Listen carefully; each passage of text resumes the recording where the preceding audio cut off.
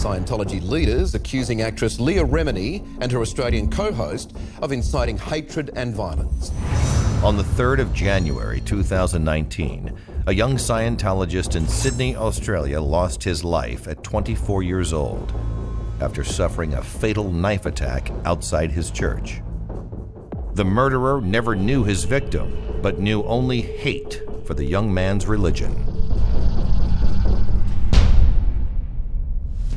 Half a world away, behind a corporate veil, A&E profits from the hate that provoked the killing.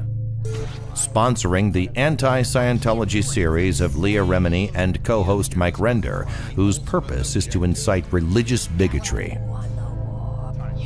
Before broadcast began in 2016, the church warned A&E that Remini had already incited her followers to vile threats and criminal assaults against Scientologists. This woman was convicted of a felony after smashing her car through the glass front of a Scientology church in Austin, Texas, stopping just short of a children's nursery. As for her motivation, she thanked Leah Remini many times over as a true inspiration. This man was convicted and jailed after he amassed an arsenal of guns and threatened to assassinate the church's leader. He told authorities he was inspired to commit his crimes by the King of Queens lady, Leah Remini. A&E ignored the church's warnings. Broadcast of the series generated an escalating number of assassination threats and assaults, unprecedented in the church's history. And A&E promoted the hate and bigotry for profit. This man shattered the plate glass window at the entrance of the church's U.S. headquarters in Los Angeles and threatened to kill the religion's leader. Arrested and convicted of a felony, he was placed under mandatory mental health supervision and a criminal restraining order. With full knowledge of these facts, A&E allowed Leah Remini to bring the felon on her show and condone his criminal conduct. The church warned A&E repeatedly that if they took no action to stop Leah Remini's incitement of hate and violence, someone was going to get hurt. But A&E again ignored the warning, and the threats and criminal incidents attributed to the series continued to mount. One man phoned violent threats to the church, telling police he had just watched Leah Remini's program.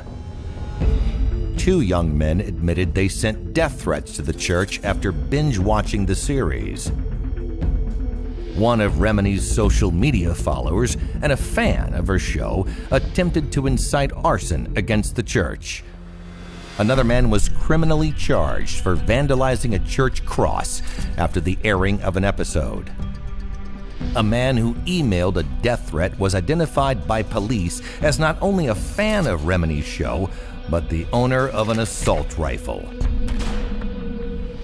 An ex-con pledged to join Leah Remini and commit lethal violence against the church.